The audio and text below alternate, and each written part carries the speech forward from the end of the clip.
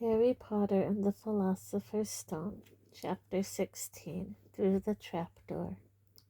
In years to come, Harry would never quite remember how he had managed to get through his exams when he half expected Voldemort to come bursting through the door at any moment. Yet the days crept by, and there could be no doubt that Fluffy was still alive and well behind the locked door. It was swelteringly hot, especially in the large classroom where they did their written papers.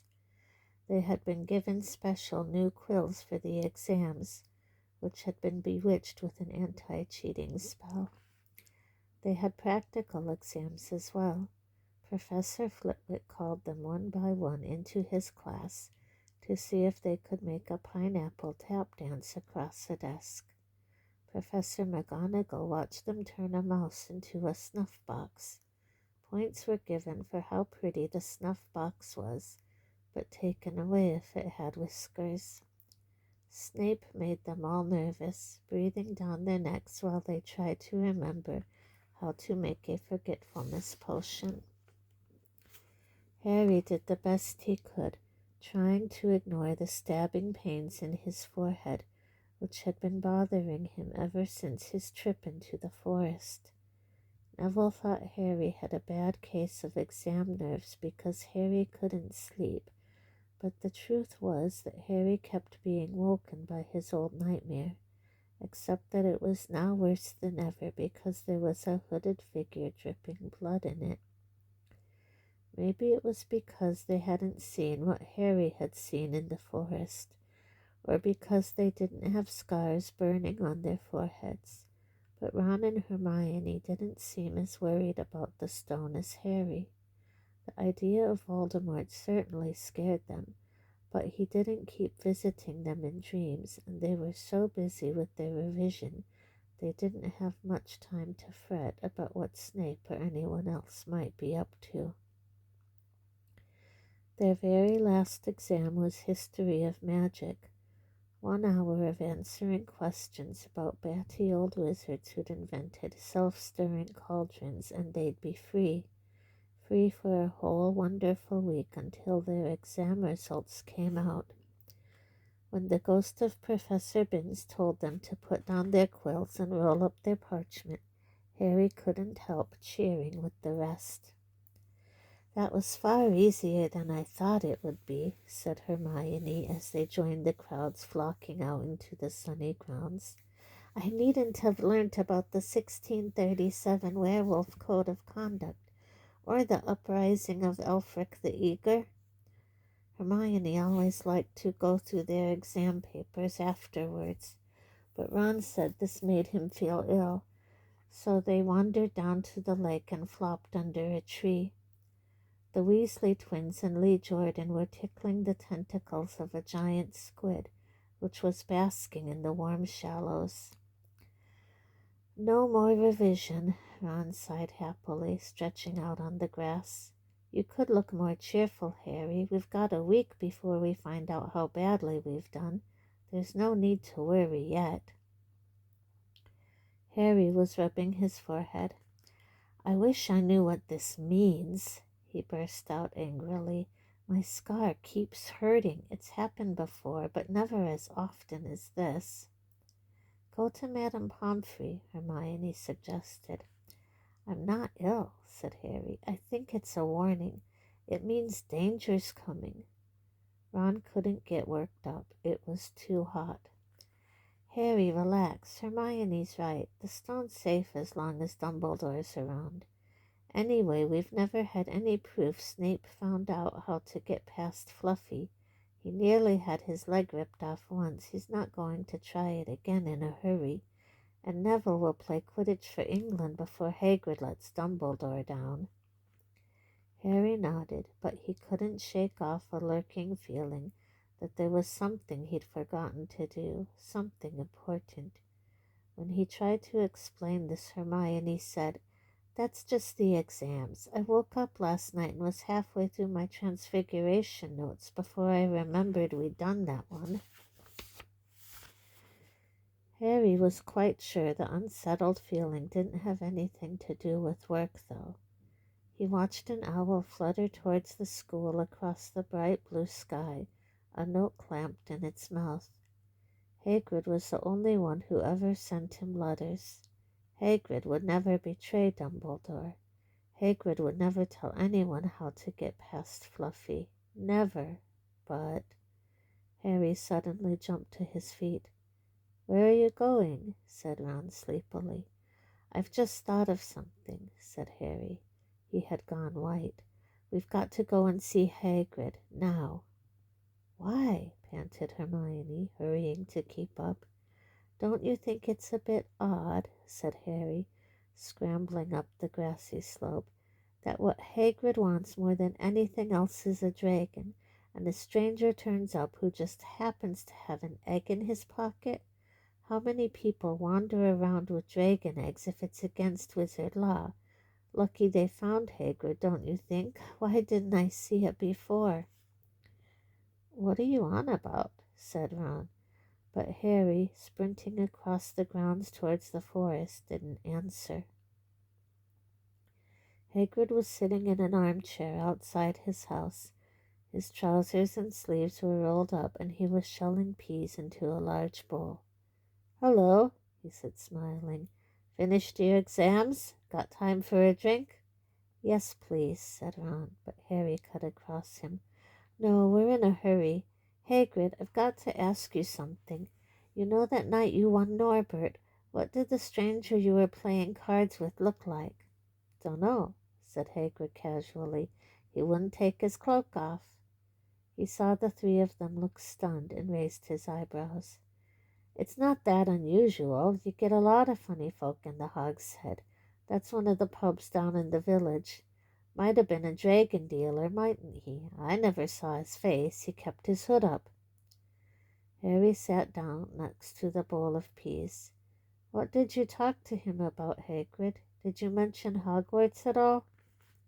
"Might have come up," said Hagrid, frowning as he tried to remember. "Yeah, he asked what I did, and I told him I was gamekeeper here. He asked a bit about the sort of creatures I look after. So I told him. And I said what I'd always really wanted was a dragon. And then, I can't remember too well, 'cause he kept buying me drinks.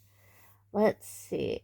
Yeah, then he said he had the dragon egg, and we could play cards for it if I wanted. But he had to be sure I could handle it. He didn't want it to go to any old home. So I told him, after Fluffy, a dragon would be easy." "And did he seem interested in Fluffy?" Harry asked, trying to keep his voice calm. "Well, yeah. How many three-headed dogs do you meet, even around Hogwarts?" So I told him, "Fluffy's a piece of cake, if you know how to calm him down. Just play him a bit of music, and he'll go straight off to sleep." Hagrid suddenly looked horrified. "I shouldn't have told you that," he blurted out. "Forget I said it. Hey, where you going?" Harry, Ron, and Hermione didn't speak to each other at all until they came to a halt in the entrance hall, which seemed very cold and gloomy after the grounds. "We've got to go to Dumbledore," said Harry. "Hagrid told that stranger how to get past Fluffy, and it was either Snape or Voldemort under that cloak. It must have been easy once he'd got Hagrid drunk. I just hope Dumbledore believes us. Firenze might back us up if Bane doesn't stop him. Where's Dumbledore's office?" They looked around, as if hoping to see a sign pointing them in the right direction. They had never been told where Dumbledore lived, nor did they know anyone who had been sent to see him. "We'll just have to—" Harry began, but a voice suddenly rang across the hall. "What are you three doing inside?" It was Professor McGonagall, carrying a large pile of books. "We want to see Professor Dumbledore," said Hermione, rather bravely, Harry and Ron thought. "See Professor Dumbledore?" Professor McGonagall repeated, as though this was a very fishy thing to want to do. "Why?" Harry swallowed. Now what? "It's sort of a secret," he said, but he wished at once he hadn't, because Professor McGonagall's nostrils flared. "Professor Dumbledore left 10 minutes ago," she said coldly. He received an urgent hour from the Ministry of Magic and flew off for London at once. He's gone? Said Harry frantically. Now? Professor Dumbledore is a very great wizard, Potter. He has many demands on his time. But this is important. Something you have to say is more important than the Ministry of Magic, Potter. Look, said Harry, throwing caution to the winds. Professor, it's about the Philosopher's Stone. Whatever Professor McGonagall had expected, it wasn't that. The books she was carrying tumbled out of her arms, but she didn't pick them up. How do you know? She spluttered.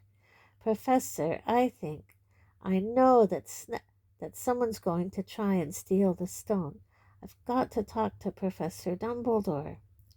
She eyed him with a mixture of shock and suspicion. Professor Dumbledore will be back tomorrow, she said finally. I don't know how you found out about the stone, but rest assured no one can possibly steal it. It's too well protected. But Professor... Potter, I know what I'm talking about, she said shortly. She bent down and gathered up the fallen books. I suggest you all go back outside and enjoy the sunshine. But they didn't. It's tonight, said Harry, once he was sure Professor McGonagall was out of earshot. Snape's going through the trapdoor tonight. He's found out everything he needs, and now he's got Dumbledore out of the way. He sent that note.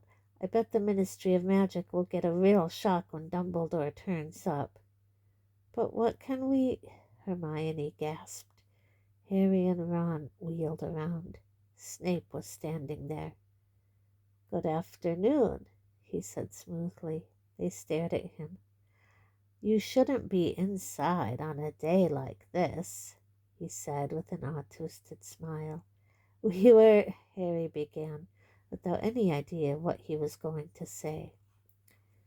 You want to be more careful, said Snape. Hanging around like this, people will think you're up to something, and Gryffindor really can't afford to lose any more points, can they? Harry flushed. They turned to go back outside, but Snape called them back. Be warned, Potter. Any more nighttime wanderings, and I will personally make sure you are expelled. Good day to you. He strode off in the direction of the staff room. Out on the stone steps, Harry turned to the others. Right, here's what we've got to do, he whispered urgently. One of us has got to keep an eye on Snape.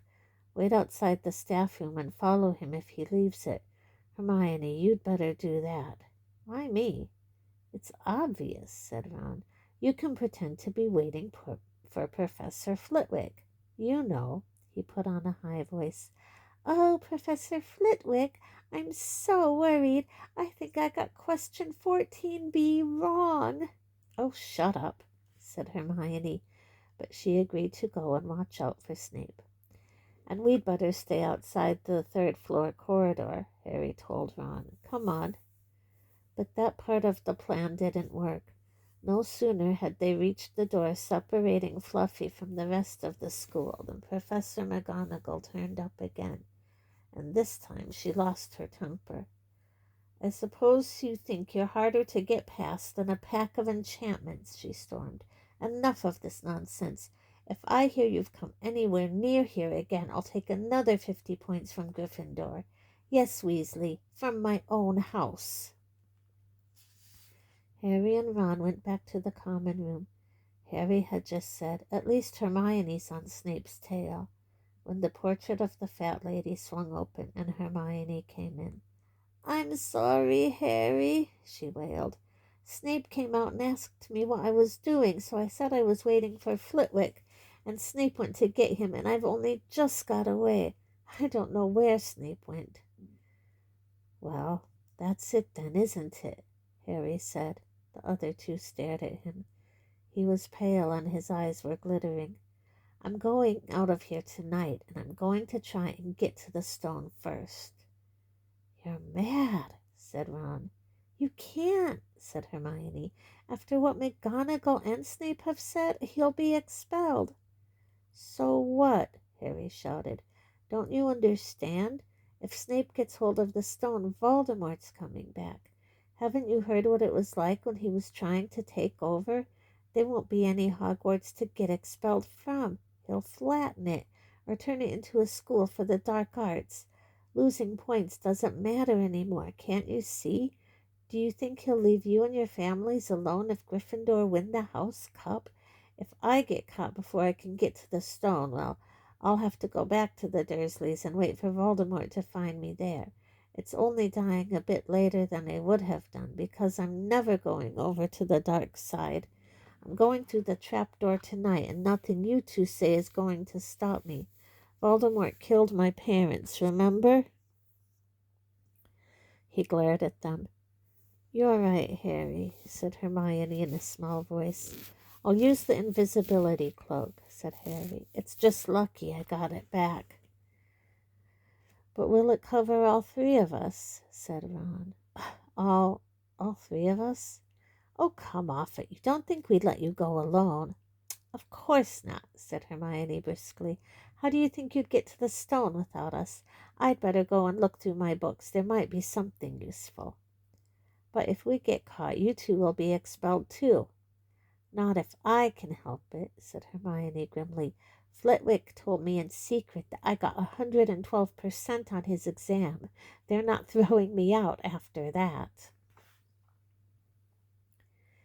After dinner, the three of them sat nervously apart in the common room. Nobody bothered them. None of the Gryffindors had anything to say to Harry any more, after all.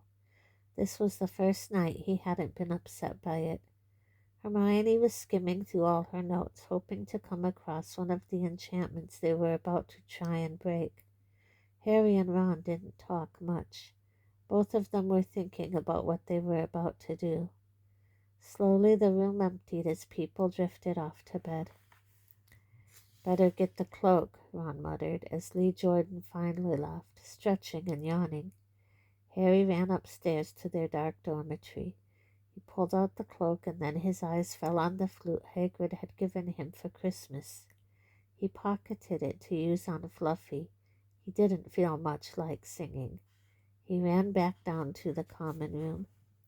"We'd better put the cloak on here and make sure it covers all three of us. If Filch spots one of our feet wandering along on its own." "What are you doing?" said a voice from the corner of the room. Neville appeared from behind an armchair, clutching Trevor the toad, who looked as though he'd been making another bid for freedom. "Nothing, Neville, nothing," said Harry, hurriedly putting the cloak behind his back. Neville stared at their guilty faces.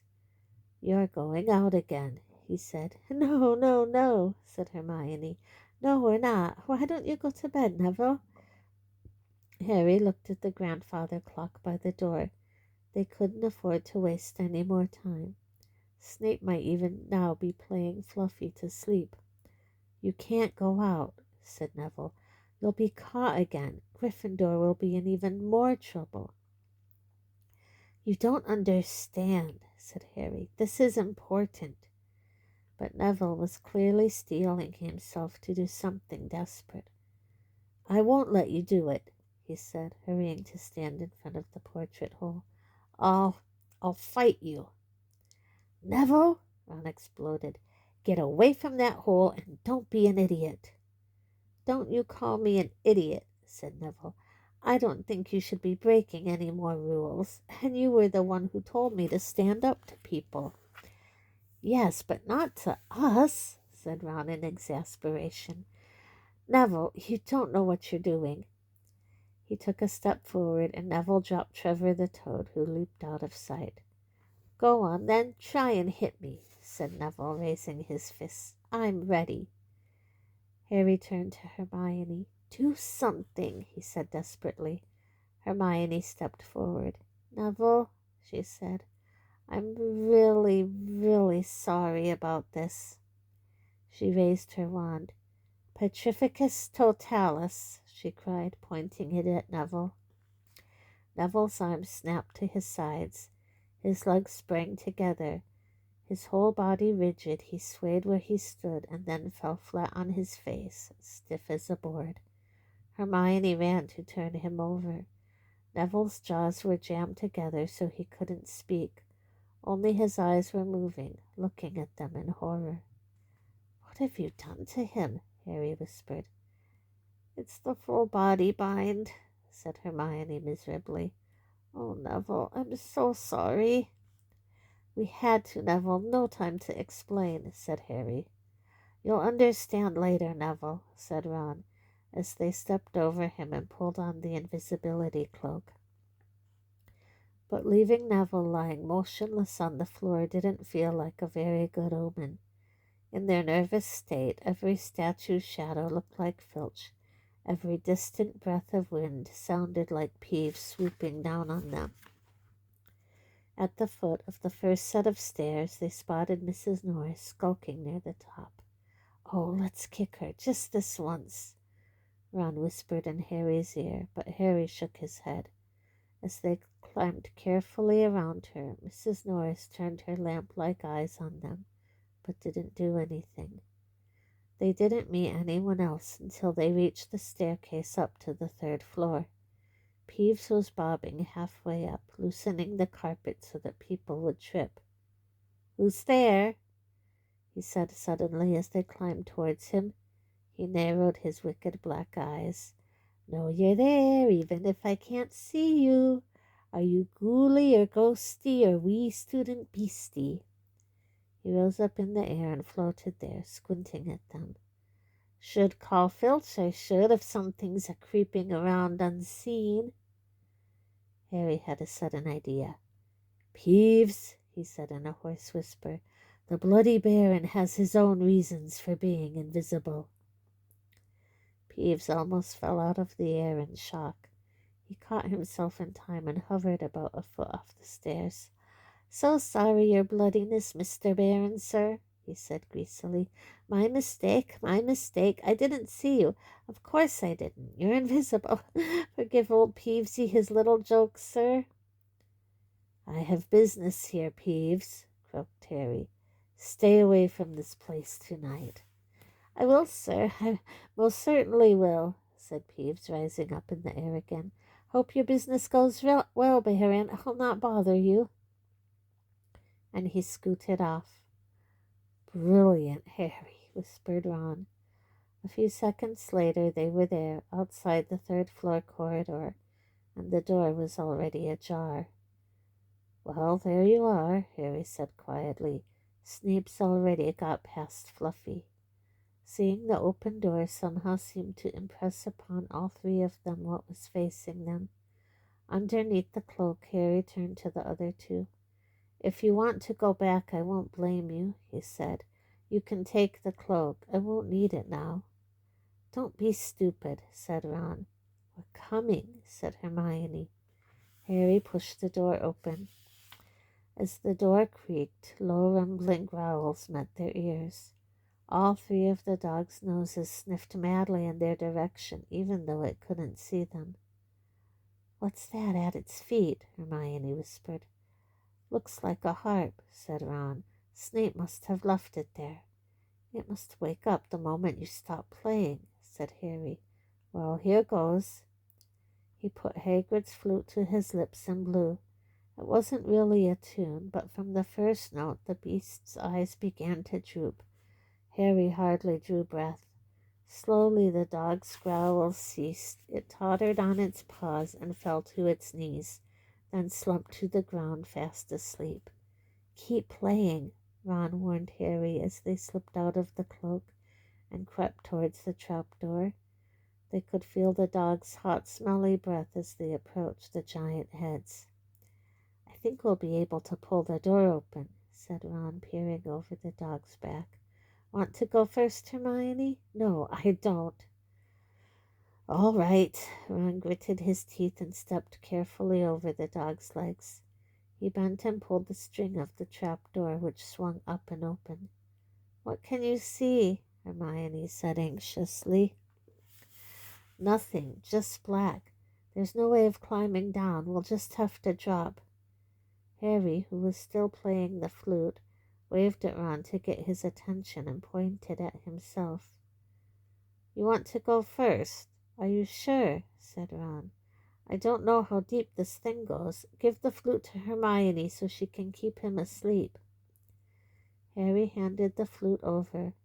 In the few seconds' silence, the dog growled and twitched, but the moment Hermione began to play, it fell back into its deep sleep. Harry climbed over it and looked down through the trapdoor. There was no sign of the bottom. He lowered himself through the hole until he was hanging on by his fingertips. Then he looked up at Ron and said, "If anything happens to me, don't follow. Go straight to the Owlery and send Hedwig to Dumbledore, right?" "Right," said Ron. "See you in a minute, I hope." And Harry let go. Cold, damp air rushed past him as he fell down, down, down, and flump. With a funny, muffled sort of thump, he landed on something soft. He sat up and felt around, his eyes not used to the gloom. It felt as though he was sitting on some sort of plant. "It's okay," he called up to the light, the size of a postage stamp, which was the open trapdoor. "It's a soft landing. You can jump." Ron followed straight away. He landed sprawled next to Harry. "What's this stuff?" were his first words. "Dunno, sort of plant thing. I suppose it's here to break the fall. Come on, Hermione." The distant music stopped. There was a loud bark from the dog, but Hermione had already jumped. She landed on Harry's other side. "We must be miles under the school," she said. "Lucky this plant thing's here, really," said Ron. "Lucky!" shrieked Hermione. "Look at you both." She leapt up and struggled towards a damp wall. She had to struggle because the moment she had landed, the plant had started to twist, snake-like tendrils around her ankles. As for Harry and Ron, their legs had already been bound tightly in long creepers without their noticing. Hermione had managed to free herself before the plant got a firm grip on her. Now she watched in horror as the two boys fought to pull the plant off them, but the more they strained against it, the tighter and faster the plant wound around them. "Stop moving," Hermione ordered them. "I know what this is. It's Devil's Snare." "Oh, I'm so glad we know what it's called. That's a great help," snarled Ron, leaning back, trying to stop the plant curling around his neck. "Shut up! I'm trying to remember how to kill it," said Hermione. "Well, hurry up. I can't breathe," Harry gasped, wrestling with it as it curled around his chest. "Devil's Snare, Devil's Snare. What did Professor Sprout say? It likes the dark and the damp. So light a fire," Harry choked. "Yes, of course, but there's no wood," Hermione cried, wringing her hands. "Have you gone mad?" Ron bellowed. "Are you a witch or not?" "Oh, right," said Hermione, and she whipped out her wand, waved it, muttered something, and sent a jet of the same bluebell flames she had used on Snape at the plant. In a matter of seconds, the two boys felt it loosening its grip as it cringed away from the light and warmth. Wriggling and flailing, it unraveled itself from their bodies, and they were able to pull free. "Lucky you pay attention in herbology, Hermione," said Harry as he joined her by the wall, wiping sweat off his face. "Yeah," said Ron, "and lucky Harry doesn't lose his head in a crisis. There's no wood, honestly." "This way," said Harry, pointing down a stone passageway which was the only way on. All they could hear apart from their footsteps was the gentle drip of water trickling down the walls. The passageway sloped downwards, and Harry was reminded of Gringotts. With an unpleasant jolt of the heart, he remembered the dragon said to be guarding vaults in the Wizard's Bank. If they met a dragon, a fully grown dragon, Norbert had been bad enough. "Can you hear something?" Ron whispered. Harry listened. A soft rustling and clinking seemed to be coming from up ahead. "Do you think it's a ghost?" "I don't know. Sounds like wings to me." "There's light ahead. I can see something moving."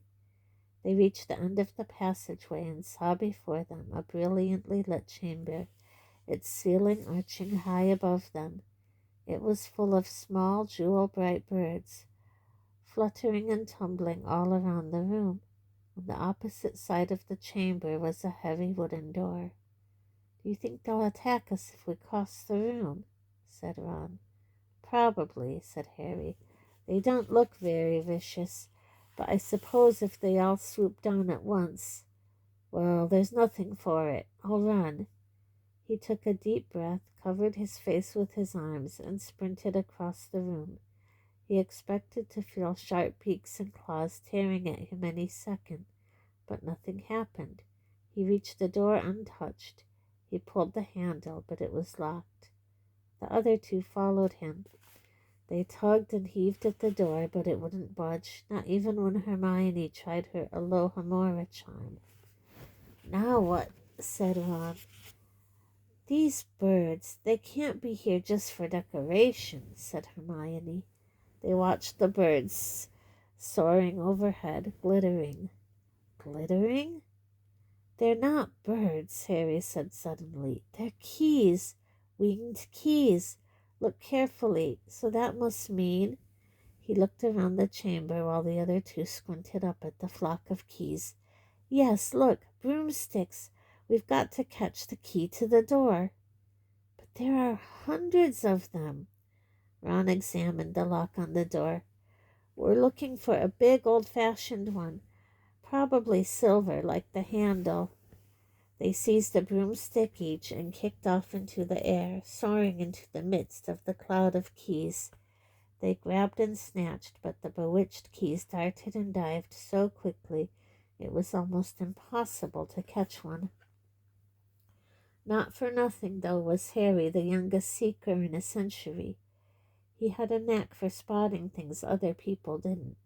After a minute's weaving about through the whirl of rainbow feathers, he noticed a large silver key that had a bent wing, as if it had already been caught and stuffed roughly into the keyhole. "That one," he called to the others. "That big one there. No, there, with bright blue wings. The feathers are all crumpled on one side." Ron went speeding in the direction that Harry was pointing, crashed into the ceiling, and nearly fell off his broom. "We've got to close in on it," Harry called, not taking his eyes off the key with the damaged wing. "Ron, you come at it from above. Hermione, stay below and stop it going down, and I'll try and catch it. Right now." Ron dived. Hermione rocketed upwards. The key dodged them both, and Harry streaked after it. It sped towards the wall. Harry leaned forward and with a nasty crunching noise pinned it against the stone with one hand. Ron and Hermione's cheers echoed around the high chamber. They landed quickly and Harry ran to the door, the key struggling in his hand. He rammed it into the lock and turned. It worked. The moment the lock had clicked open, the key took flight again, looking very battered now that it had been caught twice. "Ready?" Harry asked the other two, his hand on the door handle. They nodded. He pulled the door open.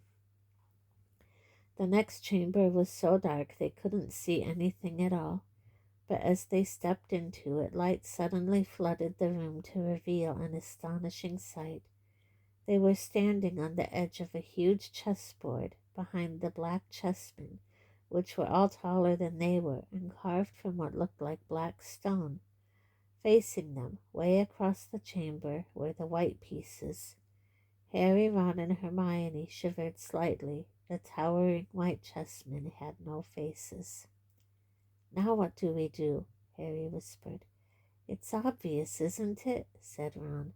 "We've got to play our way across the room." Behind the white pieces they could see another door. "How?" said Hermione nervously.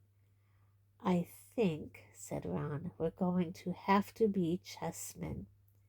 He walked up to a black knight and put his hand out to touch the knight's horse. At once the stone sprang to life. The horse pawed the ground, and the knight turned his helmeted head to look down at Ron. "Do we, have to join you to get across?" The black knight nodded. Ron turned to the other two. "This wants thinking about," he said. "I suppose we've got to take the place of 3 of the black pieces." Harry and Hermione stayed quiet, watching Ron think. Finally he said, "Now don't be offended or anything, but neither of you are that good at chess." "We're not offended," said Harry quickly. "Just tell us what to do." "Well, Harry, you take the place of that bishop, and Hermione, you go there instead of that castle." "What about you?" "I'm going to be a knight," said Ron. The chessmen seemed to have been listening, because at these words a knight, a bishop, and a castle turned their backs on the white pieces and walked off the board, leaving 3 empty squares, which Harry, Ron, and Hermione took. "White always plays first in chess," said Ron, peering across the board. "Yes, look." A white pawn had moved forward 2 squares. Ron started to direct the black pieces. They moved silently wherever he sent them. Harry's knees were trembling. What if they lost? "Harry, move diagonally 4 squares to the right." Their first real shock came when their other knight was taken. The White Queen smashed him to the floor and dragged him off the board, where he lay quite still, face down. "Had to let that happen," said Ron, looking shaken. "Leaves you free to take that bishop, Hermione. Go on." Every time one of their men was lost, the white pieces showed no mercy. Soon there was a huddle of limp black players slumped along the wall. Twice Ron only just noticed in time that Harry and Hermione were in danger. He himself darted around the board, taking almost as many white pieces as they had lost black ones. "We're nearly there," he muttered suddenly. Let me think. The White Queen turned her blank face towards him. "Yes," said Ron softly, "it's the only way. I've got to be taken." "No!" Harry and Hermione shouted. "That's chess," snapped Ron. "You've got to make some sacrifices. I'll make my move and she'll take me. That leaves you free to checkmate the king, Harry." "But do you want to stop Snape or not?" "Ron, look, if you don't hurry up, he'll already have the stone." There was nothing else for it. "Ready?" Ron called, his face pale but determined. "Here I go. Now don't hang around once you've won." He stepped forward and the White Queen pounced. She struck Ron hard around the head with her stone arm and he crashed to the floor. Hermione screamed but stayed on her square. The White Queen dragged Ron to one side. He looked as if he'd been knocked out. Shaking, Harry moved 3 spaces to the left. The White King took off his crown and threw it at Harry's feet. They had won. The chessmen parted and bowed, leaving the door ahead clear.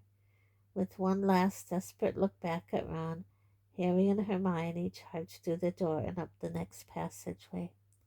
"What if He'll be all right," said Harry, trying to convince himself. "What do you reckon's next?" "We've had sprouts. That was the devil's snare. Flitwick must have put charms on the keys. McGonagall transfigured the chessmen to make them alive. That leaves Quirrell's spell and Snape's." They had reached another door. "All right," Harry whispered. "Go on." Harry pushed it open. A disgusting smell filled their nostrils, making both of them pull their robes up over their noses. Eyes watering, they saw, flat on the floor in front of them, a troll even larger than the one they had tackled, out cold with a bloody lump on its head. "I'm glad we didn't have to fight that one," Harry whispered as they stepped carefully over one of its massive legs. "Come on, I can't breathe." He pulled open the next door, both of them hardly daring to look at what came next. But there was nothing very frightening in here, just a table with 7 differently shaped bottles standing on it in a line. "Snape's," said Harry. "What do we have to do?" They stepped over the threshold and immediately a fire sprang up behind them in the doorway. It wasn't ordinary fire either. It was purple. At the same instant, black flames shot up in the doorway leading onwards. They were trapped. Look! Hermione seized a roll of paper lying next to the bottles. Harry looked over her shoulder to read it. Danger lies before you, while safety lies behind. 2 of us will help you, whichever way you would find. 1 among us 7 will let you move ahead. Another will transport the drinker back instead. 2 among our number hold only nettle wine. 3 of us are killers, waiting hidden in line. Choose, unless you wish to stay here forevermore. To help you in your choice, we give you these clues 4. First, however slyly the poison tries to hide, you will always find some on nettle wine's left side. Second, different are those who stand at either end, but if you would move onward, neither is your friend. Third, as you see clearly, all are different size. Neither dwarf nor giant holds death in their insides. Fourth, the second left and the second on the right are twins once you taste them, though different at first sight. Hermione let out a great sigh, and Harry, amazed, saw that she was smiling, the very last thing he felt like doing. Brilliant, said Hermione. This isn't magic, it's logic, a puzzle. A lot of the greatest wizards haven't got an ounce of logic. They'd be stuck in here forever. But so will we, won't we? Of course not, said Hermione. Everything we need is here on this paper. 7 bottles. 3 are poison, 2 are wine. 1 will get us safely through the black fire, and 1 will get us back through the purple. But how do we know which to drink? Give me a minute. Hermione read the paper several times. Then she walked up and down the line of bottles, muttering to herself and pointing at them. At last she clapped her hands. Got it, she said. The smallest bottle will get us through the black fire, towards the stone. Harry looked at the tiny bottle. There's only enough there for 1 of us, he said. That's hardly 1 swallow. They looked at each other. Which one will get you back through the purple flames? Hermione pointed at a rounded bottle at the right end of the line. You drink that, said Harry. No, listen. Get back and get Ron. Grab brooms from the flying key room. They'll get you out of the trapdoor and past Fluffy. Go straight to the owlry and send Hedwig to Dumbledore. We need him. I might be able to hold Snape off for a while, but I'm no match for him, really. But, Harry, what if you know who's with him? Well, I was lucky once, wasn't I? Said Harry, pointing at his scar. I might get lucky again. Hermione's lip trembled, and she suddenly dashed at Harry and threw her arms around him. Hermione? Harry, you're a great wizard, you know. I'm not as good as you, said Harry, very embarrassed as she let go of him. Me, said Hermione. Books and cleverness. There are more important things, friendship and bravery and... Oh, Harry, be careful. You drink first, said Harry.